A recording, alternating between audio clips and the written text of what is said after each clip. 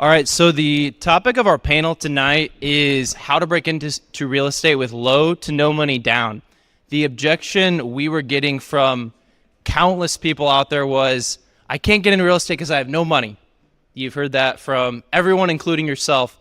So we intentionally picked panelists. They're all quite young. They all got some years ahead of them, and they've scaled up in real estate using very unique strategies that didn't involve as much capital from their own pockets. Now, I'm sure they contributed some from their pockets, but that's going to be the theme tonight. We will have some audience questions at the end, and we need some brave souls to perk up and raise their hands. So if you have a question, keep that in mind. All right, so we'll kick it off. So first question of the night for our panelists is more of a bio, like who are you? So number one, how did you start in real estate? What are you working on now? What are you known for? What do you do? And then what is your exit strategy, which is kind of like, what is your why? What are you working towards? So we'll let Addison kick it off. Well, hey, everyone. So my name is Addison Newell. Started real estate investing 3 years ago. Hopefully in the next month or two, we'll close on our 8th property. So a lot of them are long-term rentals, dabbled in a couple short-term. So we have 2 short-term rentals that we're doing. My why is financial freedom. I think that's why most people step into real estate. And I really wanted to do it through hitting singles. So get a property. A mentor told me if the numbers are in the black, buy it and go for it. I did that. Obviously, the past 3 years, the market's been super interesting. So I look like a genius. I'm waiting for the day that I start to look not as smart in real estate because the properties are starting to cash flow a lot more. So that dream of financial freedom is starting to happen more and more. In that time, I took over a business called Refinery 46. It's an office space, co-working space, event space in South Broad Ripple. So I've been running that for about 3 years as well. And becoming a part owner in that building. So I'm starting to dabble in commercial real estate more and more. Really excited about buying more office spaces and finding homes for businesses. And when you started, when did you start real estate? Oh yeah, so 3 years ago was when we bought our first rental property. Hi, everyone. My name's Eli. I started in real estate about 2 years ago. I was still in school. I was able to do a couple wholesale deals, and I brought a couple to one of my buyers, and he said, let's partner up and flip them together. He ended up funding my first 4 or 5 deals. I lost $50K in my first deal, but I had enough money from the other deals to cover it. It took like maybe 8 or 10 months to finish the first deal. But was lucky enough that he funded the other deals while that one was in progress. Kind of fast forward to today, I own a flipping company here in Indy. We do a little bit of wholesaling, but mainly focused on fix and flips. We had sold 3 last month, and we have 3 currently in progress and 1 under contract. Looking forward, I know I haven't really spoke about rentals, but that's kind of like the end goal is I'm just using wholesaling and flipping as a vehicle to build capital to eventually get into rentals and kind of earn that basically financial freedom. What's going on, everybody? My name is Donovan Green with Boulder Rock Solutions, strong investment, strong foundation. I started in real estate through wholesale as well. Started off in car sales. I tell everybody that it sucked. It was terrible. If there are any car salesmen here, I'm sorry. Anyways, I ended up closing on 3 deals in a matter of, I believe, 45 days. And that's how I began. But now I still do investment wholesale, but my primary focus is on commercial multifamily across the nation. And I also do strategic advisory, showing individuals, real estate professionals, how to find a bottleneck in their business and capitalize off of it.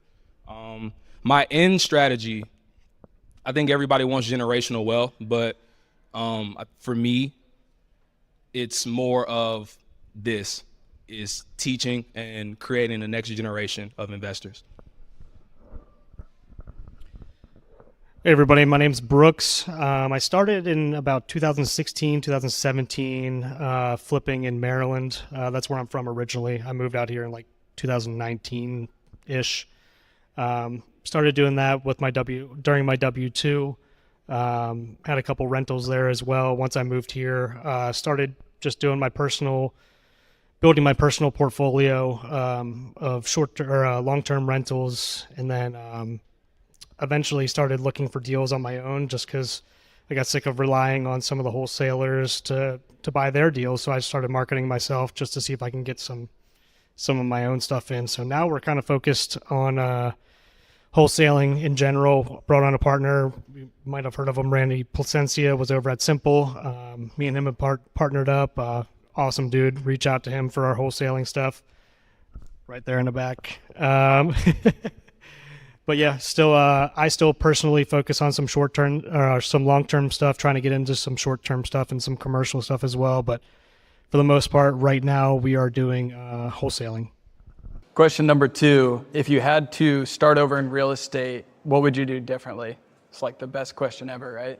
I would say I sat on the sidelines just kind of like overanalyzing like YouTube videos, reading books, stuff like that. I would say get in as soon as you can. You're going to make mistakes, and it's the best and quickest way to learn. Like I said, I spent way too much time just kind of overanalyzing. If you can get in and get the experience, it's going to help you a ton. And then secondly, after you've done a couple deals, don't take the profit and go buy a new watch, a new car, all that good stuff. That'll come later.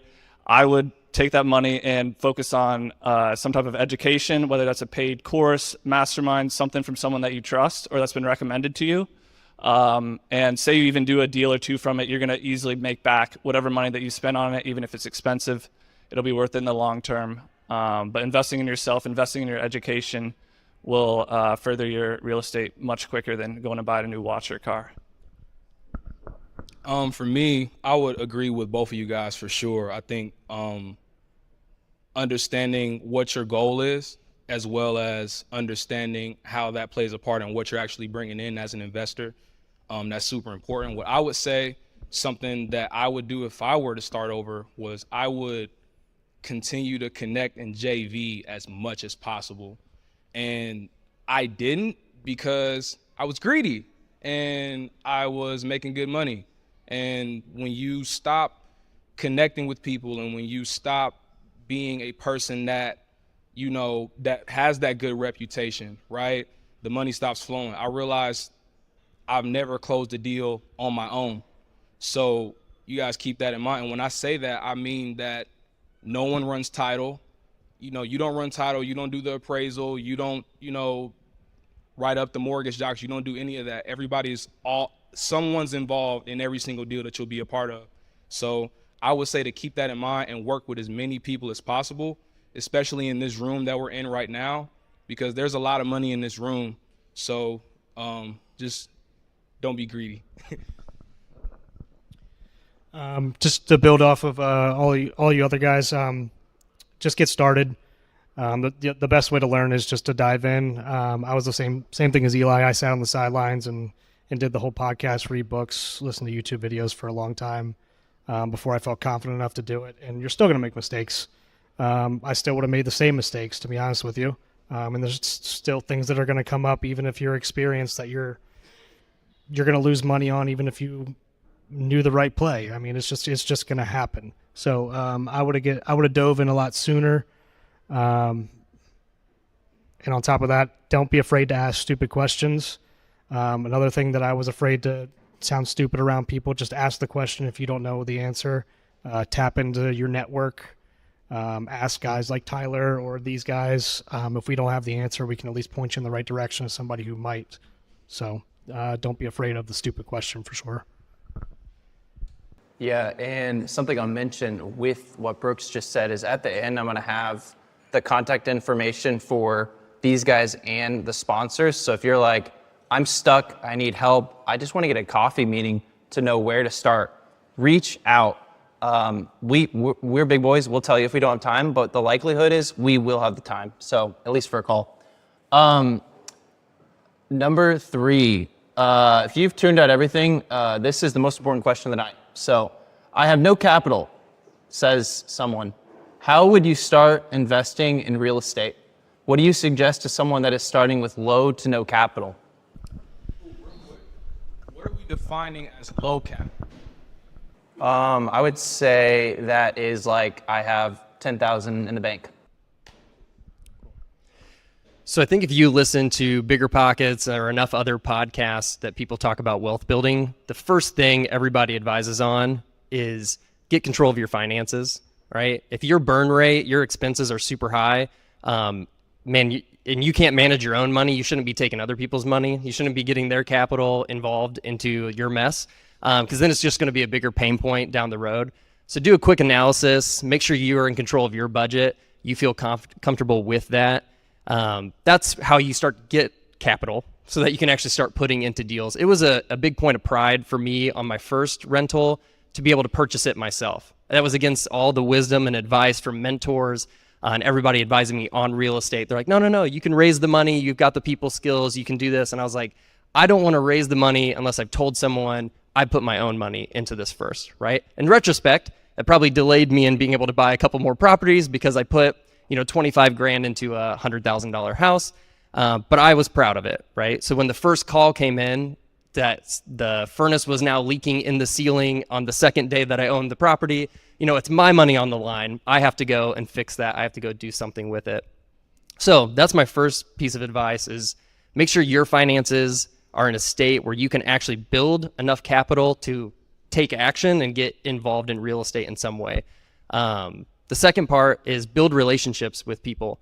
If I look at the first 4 deals that I did, I feel like I tried to do them all on my own. The last 4 deals that I've done were all off market. It was not a realtor bringing me the deal. It was a person who knew me and who knew like my character, my body of work, where I like to buy because my buy box was so well defined. They're like, hey, you should buy this property. It's really great. It's exactly where you want it. And he's like, I'll help you raise the money. Because he's like, I know you really want this property. I know you really care about this community and you want to invest in it. And so these 2 properties that I'm currently buying, this guy has stepped in and he raised 50 grand from one other person to cover the down payments for both of these little houses. None of the work that I did besides just building a relationship with this person over a handful of years. So again, it's the second time I've said it, relationships are really key. One other piece, if you've ever read the book Rich Dad, Poor Dad, so something that I am living out in 2024, I wasted a lot of time in the first 2 years talking to poor dads about real estate. The poor dad mindsets, right? If you haven't read the book, that's not making fun of poor dads, right? It is just people who don't get it. They don't understand like wealth building tactics. They don't understand real estate. They're scared of it. Yeah, there's a very limited mindset. And I'll tell you, my dad is that type of person. My mom is that type of person. I've never had any family invest with me in any real estate deal because it's a lot of poor dad mindset. So my phrase for 2024, show poor dads and talk to rich dads. Because the people that you build relationships and talk with that have the rich dad mindset will make the text for you. They will make the call for you. They will help you raise the money. But a lot of us spend a lot of time talking to people with poor dad mindsets and you get absolutely nowhere. You start to have self-doubt. It just doesn't build you any momentum in actually raising capital.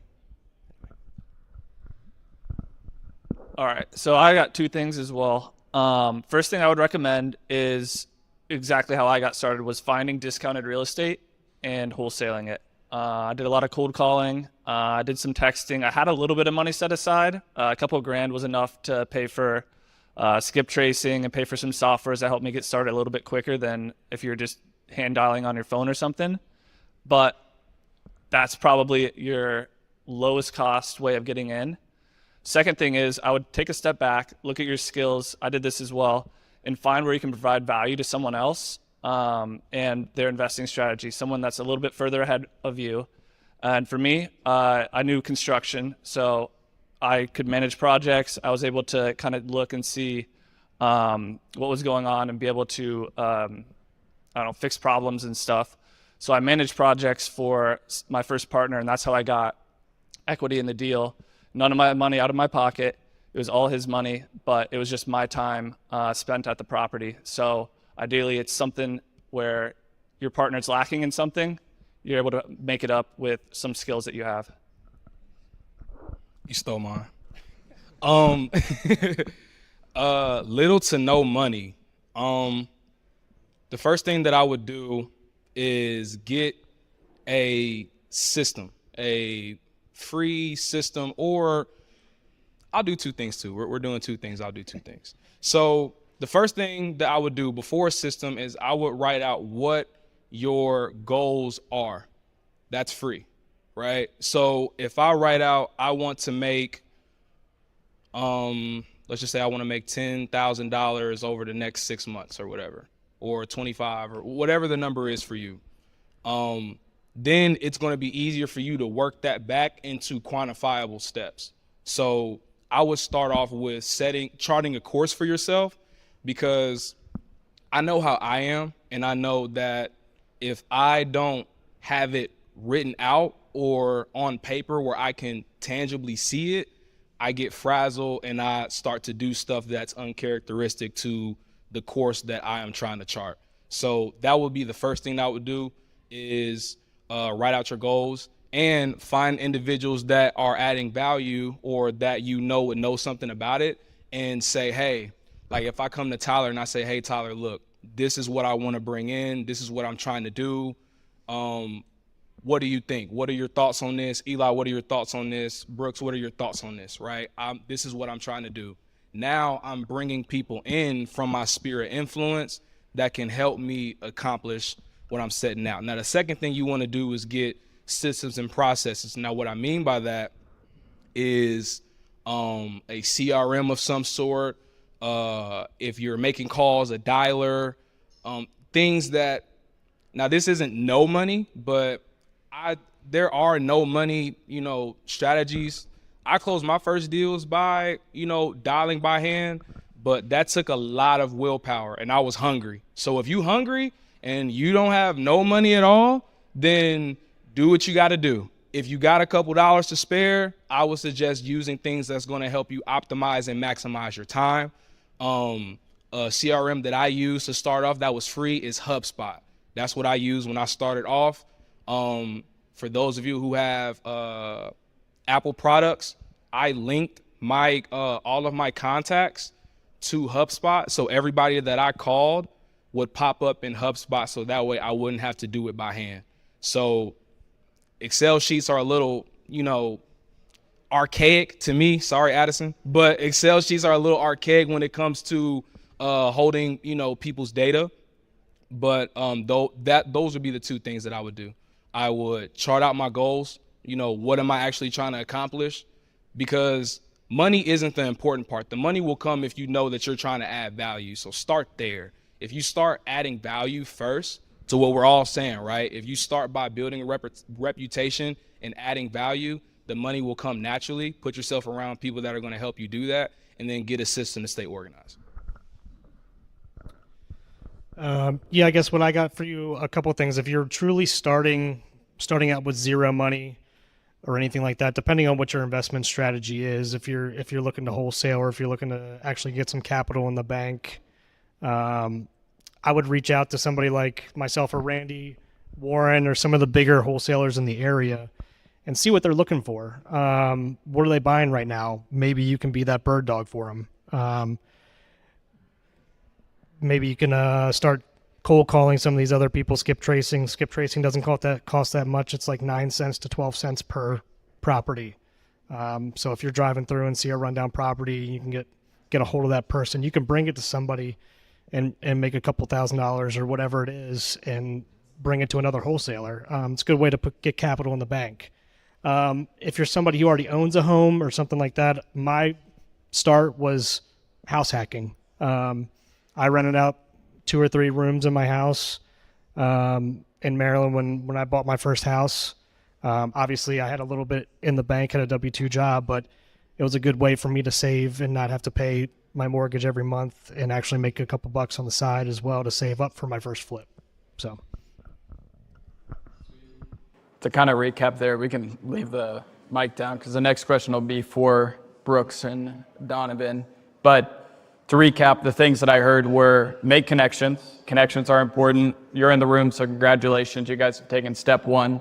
Have a clear exit strategy and work back from there to know what to do on the day-to-day and have some sort of client relationship management tool to keep track of all of them. So it's great stuff, guys.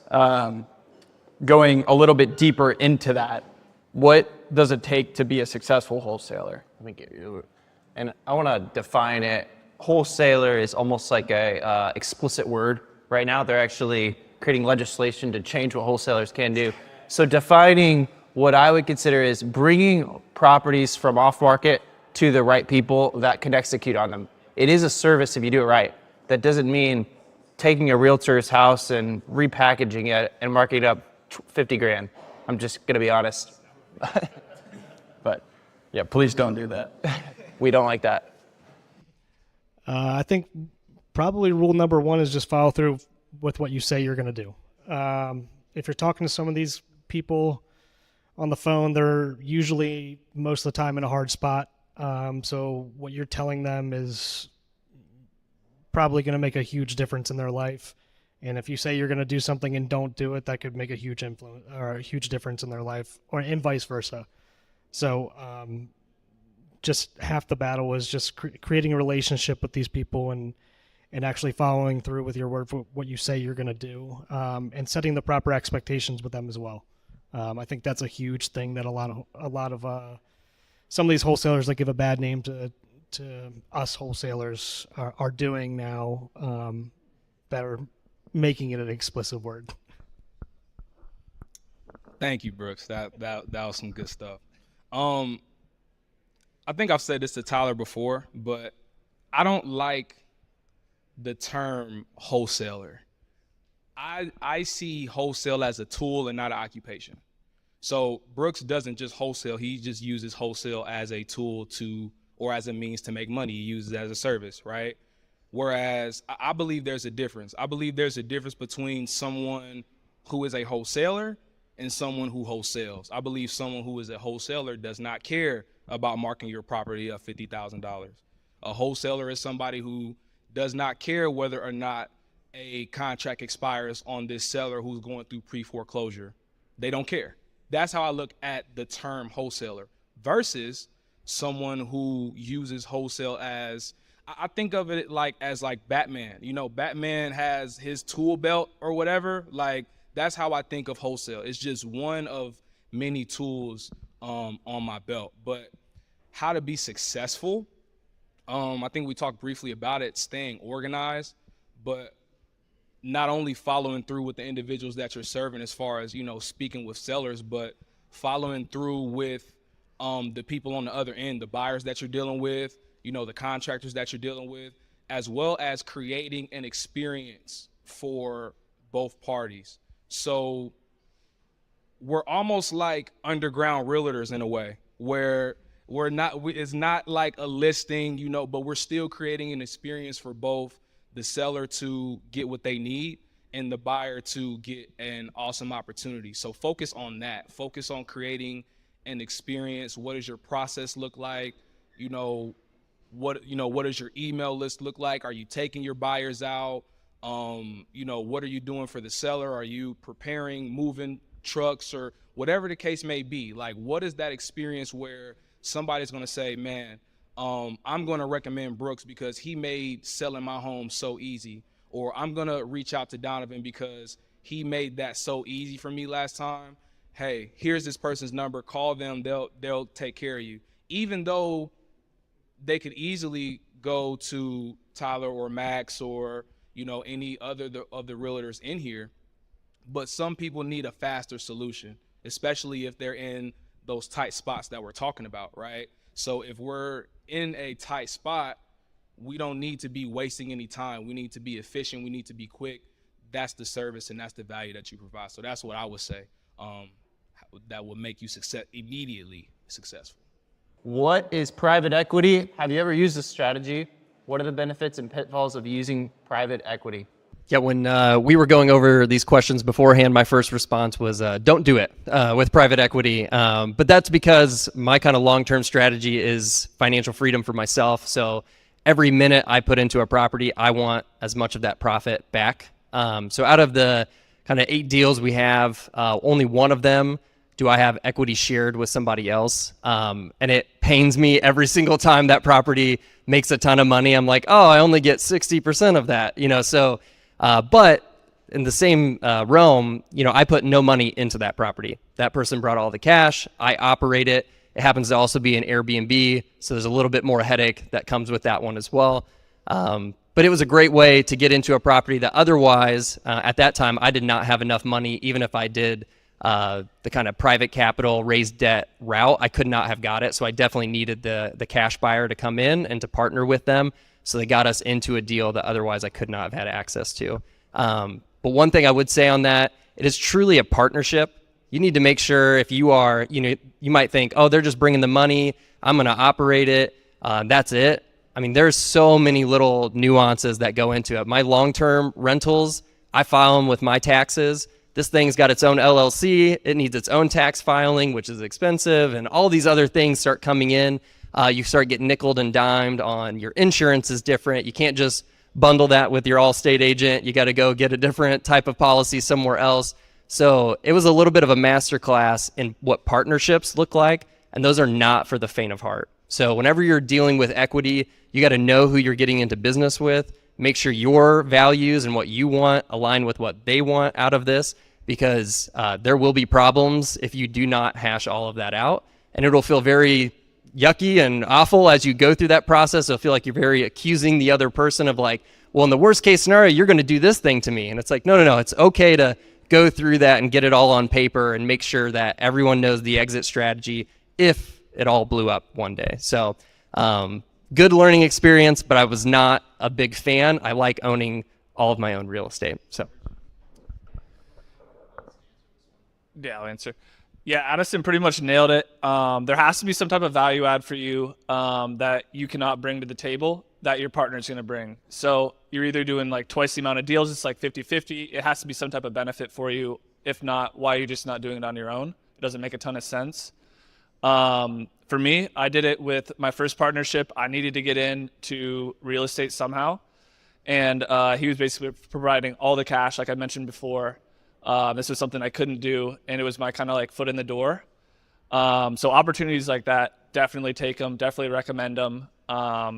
But like you said, it's pretty tough to basically scale and stuff if someone's taking either 50% of your equity or something along those lines. I know, no, I'm kidding. I know a little bit about private equity. I have not used it. One thing that I will say that I know for sure from what I've seen from my own personal network, what a pitfall would be is not properly vetting the individuals that you are getting money from. That I would say is self-explanatory. And with lenders as well, because there are big lenders that make these big elaborate fake websites and try to get your social security number, and they want all this stuff, and that can be very, very, very, very dangerous. So don't be so thirsty to make a deal and put yourself and your personal information at risk. But to what Eli said as well, make sure that you are. So for a lot of us in here, I feel like the first thing that you need to do is find a good deal. I was talking with an individual earlier where the buyers, at least for wholesale, right, Brooks? For wholesale, the buyer part, that's easy. What's not always easy is finding a good deal and finding something that somebody is willing to rent or flip or maybe even live in, right? You have some individuals that want this as a homestead property. So, but as far as private equity, just make sure that you're protecting yourself and being smart investors. Yeah, I think this kind of plays into with what you guys said with one of the other questions with no or low money saved up or anything like that. This is a good way to break in for sure, and to get to cut your teeth a little bit. If you can come in and be like the operating partner, whereas somebody else is going to be the money partner. Not related to real estate, I guess. I've bought a couple other businesses where I've been the operating partner. So I wouldn't stray away from this. Just make sure that whoever you're partnering with you're a yin and yang a little bit here. If somebody is really good at operating, as far as like sales or something like that go, or vice versa, you kind of want somebody who's not the same person as you. You kind of want whatever you're bad at, bring somebody in that's way better at you than that. So I don't think this is a terrible strategy. When I first started out in flipping, I kind of did the same thing. I didn't have a ton of money to fund the entire thing, so we went 50-50 on it. I think Eli had a similar thing. Yeah, I don't think it's a terrible strategy. It's a good way to cut your teeth and learn, especially if you don't have a ton of money, and especially if you have the time to be the operating partner and actually be kind of the sweat and not the equity. Can I add something real quick? I also wanted to say that maybe you're not the operating partner. Maybe you're the money partner. Maybe you have the money and you don't have the time. So I feel like we have some yin and yang types of setups here in this room where you have some people that have time and no money and some people that have money and no time. So I better start talking to people because your next deal might be closer than you think. Give me a call. Yeah, I'm going to touch quickly on question 5. Personally, I've been able to buy 6 properties in the last 3 years with fairly low amount of my own money in the deal because of private equity deals, private equity. In the pitch there, I loved it because of the simplicity of it helping you to get off the ground. If you tell someone, hey, I'm going to do all the work, I'm going to be the sweat equity partner, you're going to provide one thing only, the cash. And then if you frame it to that way, it's simple. People are like, oh, I like that. And a lot of people have large 401ks, large IRAs that are making only 5 to 6%. And if you tell them like, hey, I'm going to get you 10% immediately through real estate, and you break it down and show them how you can do that, I know through personal experience, because back before I had no track record, I did this, it will work. So it's a good way, I think, to get off the ground, but you're obviously sacrificing some through it. Anyways, on to the next question. If you got money and no time, call me. Let's do some deals. And I'm also very interested in this question. What is private money to you guys? Do you guys use it? Do you guys like the strategy of getting private debt? And what's the difference in that from equity, giving up equity? I think that that's good to define as well. Yeah, so for private debt, when you're raising debt with somebody versus raising equity with them, the benefit of debt is there's no risk to that person in terms of if property tanks, they have guaranteed money that's coming back to them, again, depending on your legal contract and everything else that you have in your relationship with them. So I personally love raising private debt with people. I'm very clear that to tell them like, hey, you're not owning this property, but this is what's guaranteeing basically the investment you're going to make with me. Here's how the property cash flows. Here's how I'm going to pay you back. If that didn't work, here's also how I'm going to pay you back. If that didn't work, here's also how I'm going to pay you back. Like, I love to show multiple exit strategies to give people a lot of confidence. I was just speaking earlier with someone about how when I started out, it was the thought, all right, for simple math, buy a house for $100,000. Somebody gives you 20 grand, you put into the house. I'm going to add value to it. I can refinance it at 140, 150, pull the money out, pay that person off. Now I've got the house free and clear. That's how I wanted to start out my process. What I started to find as I bought 1 property and then 2 and then 3 through this strategy, they started cash flowing a lot more than I anticipated. And when the time came to pay that first investor back, so for some specifics, they signed a promissory note. There was no interest payments. It was all one big balloon payment at the end after 2 years. All the properties had cash flowed enough that I just wrote a check straight out of my operating account for my rentals. I didn't have to refinance a single property, and that paid that person off. And then as I bought another one, it kept going and it started snowballing. And now the next investor's coming up, the cash flow is going to pay them off. And then the same thing and the same thing. So that was something I didn't expect with this. And so I keep getting to hold this like refinance strategy as a lever that I can pull whenever I need to pull it. But my goal is to actually never pull that lever until I absolutely have to, because I love building the equity in the properties. And as they keep cash flowing and doing well, that gives me more and more flexibility to get more without pulling, any of the stored energy that I have in any of my properties. Question to follow up with you on that, Addison. Sorry about that. Question to follow up with you, Addison. the properties that are cash flowing super well, it sounds like a lot of them are, do those have a mortgage on them? Were they bought in cash? Like, how? So every property that I have, I bought 20% down. With the exception of one, we did like a DSTR loan or whatever, debt service coverage ratio loan. The rest were literally bought through Caliber Home Loans. So a big fan over there. They have all my info. So if I just send them a property, they're like, "Yep, you're approved. You can do this." So 20% down on the property, and basically I have all the money. I kind of if you've met Rex Fisher before, he always uses the phrase, keep your powder dry. So I always have the money in my account to be able to justify buying a property on my own. So then I go through the whole process, I get the loan on it, and then somebody comes in on the back end and says, hey, I'd love to invest with you on that property. So they replenish what I just spent on the property. They sign a promissory note with me on that. And then, we kind of start our 2-year cycle with that. So, yeah.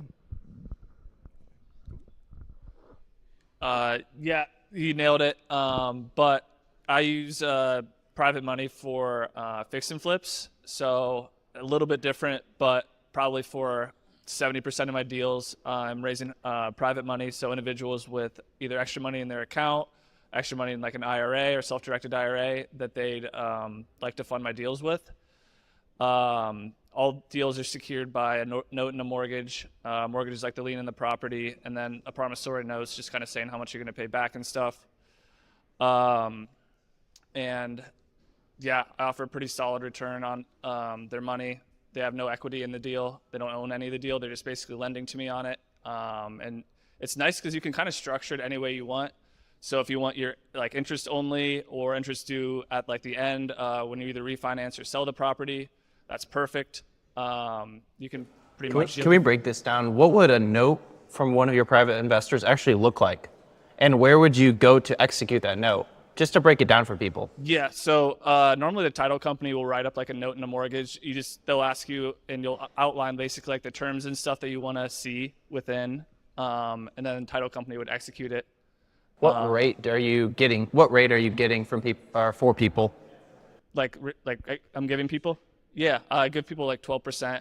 Maybe I'll throw in a point or two, just kind of depending on the situation and stuff. But it's nice because at closing, I'll get all the rehab funds wired to my account, so I don't have to wait on draws from hard money or anything like that. Everything just comes directly to me. And it's just a lot simpler, less hoops to jump through than hard money. There's no appraisal. The loan is basically back, or the loan is, basically backed by the asset. So as long as you're buying discounted real estate, there really shouldn't be a problem. Where you can run into some issues, though, if you're just starting out, potentially running into issues with, hey, you don't really know exactly what you're doing. You can damage relationships, I guess, with people, friends or family that had lent you the money, and now you're in a bad situation because the rehab is $40,000 more than you're thinking it was. And hopefully that you're going to pay that back before you let your relationship suffer. But yeah, that's probably the biggest pitfall to it. I have a question for you two. I'm on the panel. I have a question. So when we're talking about private money, are we talking first position or second position? And for those of you who don't know what that is, so by show of hands, who owns a house in here? Okay, so your lender is in first position, whereas second position would be someone else bringing the remainder of the funds, whether it be you, whether it be, et cetera. So that's like what first and second position is. So would a private money lender ever be in first position with you, or is it just dependent upon the situation? Normally, lenders would take like a first position loan unless there's multiple. If there's multiple loans on the property, say you need to raise $100,000, someone brings $80,000, and then you have someone else come in and bring the extra $20,000. I would just break it down to them and say, hey, whoever's bringing the 80, you're going to be in first position, and then make sure whoever's bringing the $20,000 is going to be in second position. And I would be upfront and honest with them. It really shouldn't affect anything unless you go into foreclosure. It's just like first position gets paid out first, second position would get paid out second. Yeah, nothing really to add to that. Again, a little behind the curtain on my end. You heard me talk about relationships. I really emphasize that because every person I have a promissory note with, there's no position for them on any of these deals. It is a contract with me and them, and there's a lot of trust. And again, that might not be a very scalable process for a lot of people. And I've actually started working through a lot of different strategies where, if I interact with people who really want to see that, somebody challenged me like, well, do you want to work with that type of person? You obviously have a track record with these other people. You've proven the trust. Maybe you should double down on that strategy with them. So probably not a great person to answer that specific question because there's a lot of trust kind of built up in what we're doing there. One other thing I would add about raising private money as a debt for debt partners. So the first person who ever invested in a deal with me just recently paid that person back their money right on time, made sure that it was on the exact day. Anytime they had a question, I made sure I gave them an update. Right after, I was like, hey man, I'm really thinking about doing a couple more of these. Would you help me out? And he's like, yeah. Just like, what are the new terms? First he told me, he's like, I don't actually have any money to give you. I actually need to put this money into a flip myself, but I'll send a text to a couple people. So I told him what the terms would be that I'd be interested in offering to people. And he's like, all right, I'll let you know. He texted 9 people in his phone that he knew had kind of the rich dad mindset. The next day, he sent me a text at 8 in the morning. He's like, hey, I got 2 people interested in investing with you. By 10, he's like, I got 4 people interested in investing with you. And by the end of the day, he's like, all 9 people want to invest with you. And I was like, I don't have that many deals. I don't actually know what to do with all these people. And I realized in that moment that it's so much about who you're talking to and who you're asking to make an ask for you. Because chances are a guy that can throw 20 grand into a deal knows a bunch of other people who can throw 20 grand into a deal or 50 grand or whatever. So, again, I'm just going to keep saying it, relationships. So. Yeah, I would build on that. Once you show proof of concept and you pay that first person back, more times than not, I would say 90% of the time, they're like, okay, when are we doing the next one? And they're going to start talking to their friends. So even as a wholesaler, when we have leads come in, we're already trying to pre-qualify this with our private money. We use private money on a lot of stuff as well. Because if the deals that we have coming in should be a good enough deal for ourselves, so they should be good enough for you. So if we don't end up wholesaling a lot of these deals, we're going to take them down ourselves on private money. Same thing as Eli. We're doing 8 to 12%, 1 to 3 points, just depending on who the person is, what the property is, what the income looks like on it, and the return. So, I'm sorry, real quick. I don't know if you guys just heard what Brooks said, but he said that we're already pre-qualifying deals with our private money lender, which means that wholesaling is just one of many options that you have available. So again, reinforcing what I said earlier, it is a tool, because even if you're some opportunities, you don't want to wholesale those. Why would I want to make 15 grand when I can make 45, right? Or why would I want to wholesale that? Depending on what you want to do, maybe you need 15 grand for something. I don't know. But you can take that same deal, because we obviously see that the deal works. They're willing to lend on it and make more and put a little bit more time in it. But I just wanted to kind of piggyback on what you said there, is that it is a tool. It is not an occupation. What are the best practices for successfully finding cash providers to invest in real estate? How to find the people that we just talked about, those strategies? Really talk to people who are already in real estate and ask them who they know and who they'd connect you with. Have a clear buy box for what you're doing. We've said this before, what's your why, what's your goal? I was sharing this with someone earlier. I buy 5 minutes from Irvington and 5 minutes from South Broad Ripple, because I realize every 5 minutes that I drive, the more frustrated I get going to a property. So those are my buy boxes. And again, the last 4 deals did not come from a realtor. It came from a person who's like, hey, you buy here. Would you like this house? And they just texted it to me. They saw it on Zillow, or a friend reached out to them. And so anyway, just building those relationships is where you find the deals, and then you find the people who are willing to raise the money for you. Yeah, A lot of the times it's going to be from friends or family, just getting yourself out there, getting known, like what you do, posting on social media.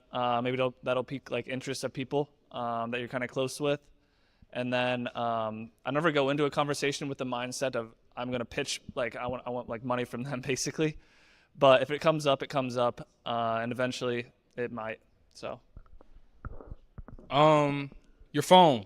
I feel like you're 2 arms length away from someone who has money. I believe all of us are walking around with hundreds of millions of dollars in our phone. Again, 1 to 2 arms length away. So somebody that knows somebody. So I would reach out to my mentor. He calls it your warm 100 list. So these are 100 people in your phone that you know would do business with you or have done business with you before, and reach out to those people and have those people reach out to more people, kind of what Addison said. So your phone. Same thing. Just talk about what you're doing. More times than not, when you meet people, people are asking what you're doing these days. So just talk about what you're doing, what you're excited about, what you're working on. Little things like that will snowball into, hey, I'm looking at this property that I'm really excited about. I'm trying to figure out a way to fund it. So. Anybody else got questions for our panel? Once again, I want to second your amazing talk, I guess, panel. Sorry, words. The real question might be more targeted towards Eli, but I'm interested to, if you all have opinions.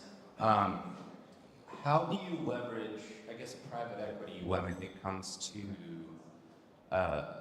construction or repairs? So we own this short-term rental, and like I'm interested if you've had any experience with not necessarily leveraging private equity towards repairs, construction, things like that. can you elaborate just a little bit more? Yeah, so let's say I need to replace my exterior on our short-term rental. How would I have to, is my only option basically only this coming out of my pocket, or are there ways I could explore, as you mentioned previously, where I could essentially form a deal with somebody or something like that? Gotcha. Yeah, no, that makes sense. I haven't done it like that personally, but you definitely could. You could definitely like offer up some type of equity in the property for someone that's coming out to do repairs, maintenance, something like that, or doing some type of like your siding or whatever you mentioned to do that. It's really up to you how you want to structure it and what you feel is, I guess, fair to give away in equity for what their work is, if that makes sense. Does that answer your question? My question is also geared for you, Eli, but everybody can input. For those like me that are like really new into real estate, hopefully a lot of us are, with, I would say, low money to put in, what's your take on hard money loans and dealing with those type of lenders versus private money loans that are more difficult to find for new people? Yeah, private money is typically going to be like less money down, so it's going to be less money out of your pocket, and it's just going to be kind of based off relationships. But you run the risk, I guess, of when you use hard money, they kind of like vet your experience, they vet like the property, they vet the deal. That's on your shoulders now if you're using private money. So it's a little bit more risk to you, but it's going to be less money out of your pocket. So if you're starting out, it would be a good idea to do like some type of partnership with someone that's done some deals before. Even if you're giving up a little bit, you're going to learn a lot from that person. So say you had someone that wanted to lend to you, you could partner up with someone, give them some equity to kind of show you like the ropes, make sure your underwriting's good, stuff like that. That way, the deals works out a little bit better. Even if you know somebody who might not have all the money to basically be the money partner on this, the JV with you, they can partner with you. John Daggs, like Mamba Mortgage, they're a hard money lender. You can partner with somebody else who has some experience with this and go to John or Ian back there and go get a hard money loan, because even if you don't have the experience, they can build off the experience of whatever your partners has in the past. Realty Co has the experience. Does that answer your question? I got another question. Question for kind of tax strategies for investing in the real estate. When you buy a property, like what's the best way to keep track of my expenses? Is it, do I use QuickBooks? Do I need to find a CPA? where do I start? How do I find the right people for this? That's a good question. Yeah, there's a ton of numbers kind of flying around, especially if you get a couple rehabs going at a time. I started out using Excel, and I still use Excel, but all my expenses and stuff also flow through QuickBooks, so I'm able to organize it there as well. But I have built out like Excel sheets that track a bunch of different data points, so I enter it and categorize stuff in there, and then it also flows through QuickBooks, so I got to do both. Step one for me was getting not separate bank accounts for each property, but like each types of property was like super helpful. I have to set aside like an hour or two to like Zelle myself from one account to the other one and do my own reconciliation. Like I think I was paying the utilities for an Airbnb out of my personal checking account for like way too long. And I was like, oh my gosh, now I need to go look at all these bills. So just having that, it simplifies it if you're not good with like the little day-to-day management details like me. But then, yeah, I'm an Excel junkie, so I keep track of everything in there. I have way too much fun with it. Funny enough, Tyler and I actually share a virtual assistant, so that's something I have her help me out with as well, is like going through and categorizing things into an Excel document. Let her look at my credit card statements and stuff like that is really helpful. Thanks. So I think this one's primarily directed towards Addison, right? So you were mentioning off-market listings and using those to your advantage. Do you have any insight on to maybe how you find those, and more so, let's say you mentioned Zillow earlier, let's say it's a realtor who's trying to sell a house. Have you kind of turned that into an off-market listing as well, but still getting the realtor paid? Yeah, so again, I'm broken record here with relationships and having a very clear buy box of exactly where I buy. So one guy, again, saw this house. It was fully furnished. Somebody was selling as an Airbnb. He actually didn't even know the seller. He just knew a guy who knew a guy who knew the seller. And through some text chain, they all got on together because this guy was like, I got a medium-term rental in here for 3 months. Does anyone know who would buy in South Broad Ripple?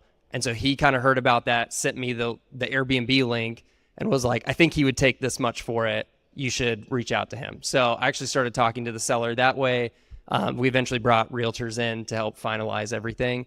And then similarly, so again, I live in Irvington. There's a handful of guys that I know there who all buy real estate in Irvington. We all talk all the time. We get coffee together, find out that we both just went and toured the exact same house, and he'll know about this certain thing that doesn't work for him at that time. And he's like, maybe it'll work for you. And he'll send me the listing, or he'll give me the contact information for a person. Personally, I get spam called like nobody's business every single day. So one of my goals is to never do that to another person, but it's nothing wrong with it. It's a good way to get a lot of deals. I really want a deal that somebody thought of me and sent it to me because there was already some vetting that took place. But there's also nothing wrong with finding houses on Zillow and then making an offer at a number that works for you as well. I'm gonna answer that right before you. Get you a dialer. I was using Mojo, cold calling. That's how I met them. So it's annoying. You can also just go knock on the door. Your county assessor. That's a way, and there's other little apps and tools that you can figure out who owns that property. Because sometimes, a lot of times in Indianapolis, close to the downtown, a lot of those are rentals, and a lot of people put in the LLC. So you're gonna have to put in some work. It's hard work trying to get past the LLC. But if it's somebody's name, you can find them. Make sure you're door knocking in the right neighborhood as well. I'll just leave it at that. Just make sure that you door knocking in the right neighborhood. But if we're talking about off market, I mean, we got a couple wholesalers in the building. So those individuals, they literally specialize in finding off market opportunity. So I would get into these Facebook groups. Get into, even on Instagram, individuals that follow other wholesalers. I love Jerry Norton. He's a flipping genius.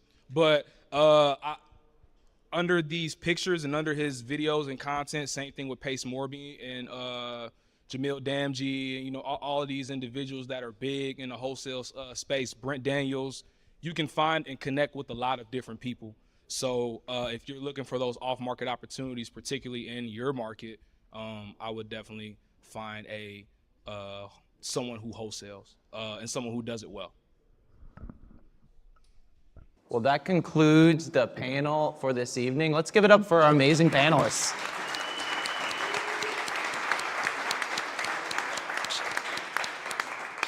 All right, so we do put in a lot of time and effort into planning these free events. So we do have some next steps. If you gained value here and you're wondering, what's my next step? I have three possible, I'm not gonna force you, of course, three possible next steps. One, the sponsors and the panelists' info is on a QR code. Two, if you're like, I need help, I wanna do this, but I don't know how, set up an intro call with one of us at Roots. There's a QR code for that as well. And then third, very important, we already have the date for the next one of these masterclasses. It's May 16th. Only people who get a ticket are gonna get a drink ticket. We actually sold out 250 of these tonight. There will be a limited amount. So if you wanna sign up for the next event, again, another QR code up there. Meet the panelists, meet the sponsors, enjoy the rest of the night. We don't have a lot of time, so make good use of it, but thanks so much for coming out, you guys.